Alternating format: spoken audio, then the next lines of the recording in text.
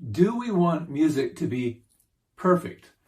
I ask this question because we now basically have the technology to enable that. I mean, you can fix almost anything in a modern recording studio with the technology available.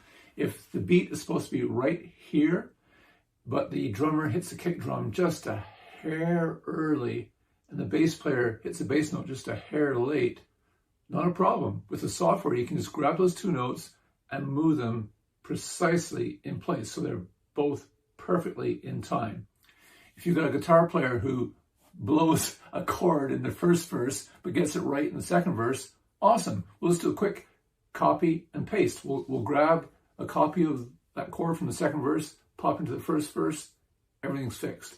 And, you know, what I've seen in the studio is mind-boggling in terms of what can be fixed. And this is all assuming you're making music the old-fashioned way, you know, getting human beings to play things called instruments.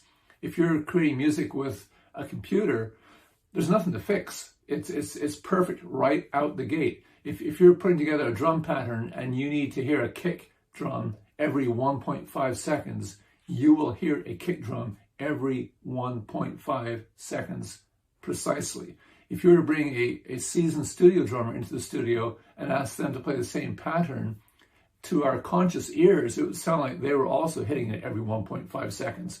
But if you were to throw that recording up on a computer screen and really analyze it, just take a look at the waveforms, you'd see that they weren't precisely every 1.5 seconds. The variances would be minute, like 1.497, 1.503, so small that we wouldn't consciously pick up on it, but our brain is picking up on that. The brain is registering all kinds of things that we can't possibly focus on with our consciousness. And it's my personal belief that it's those subtle variances that keeps the brain interested, keeps it engaged, because the brain is always monitoring what's going on. And if it figures out the pattern, it says, okay, going to be a kick drum every 1.5 seconds, that's the pattern, I'm going to go grab a coffee. It just tunes out. But if it's listening and it hears, okay, 1.497, 1.503, it keeps the brain engaged. I don't know about you, but I have found myself getting increasingly bored with the vast majority of music that I'm hearing nowadays, particularly from the mainstream, and not getting into a big compositional discussion, just strictly from a recording methodology. My feeling is that this pursuit of perfection is making music less interesting. That's my perspective.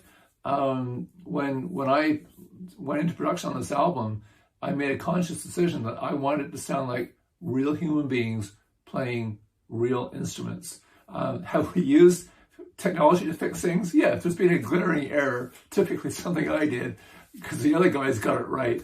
But yeah, we've used the technology to fix glaring errors, but I didn't want it to be perfect. And a classic example is, you've listened to my playing on Turn of the Cards, there's two rhythm guitar tracks, and they're not perfectly consistent. You'll hear them getting out of sync with each other from time to time.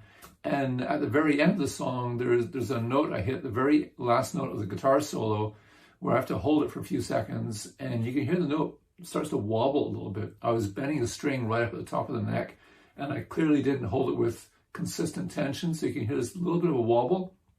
Would have been a super easy thing to fix, and on another song, I may well have decided to fix it and make it perfect. But in the context of this song, I made the executive decision to leave it as it was. And here's why. The vibe I was going for, especially on the end section, was what I call controlled chaos. I wanted the vibe of a band that was playing the final encore of a night on the last night of their very first sold-out world tour. I mean, you can just imagine the energy that'd be on the stage at that point.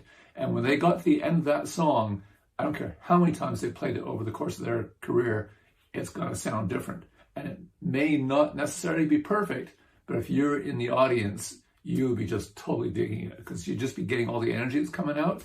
And, for better or for worse, I made the decision to leave the imperfections in, because to my ear, it added to the energy of the song. So I'm really curious to hear your thoughts on this topic. Like, do you want every little imperfection wiped away? Like, do you not want to be distracted by that? Or do you like being able to tell that, okay, that was a human being playing an instrument?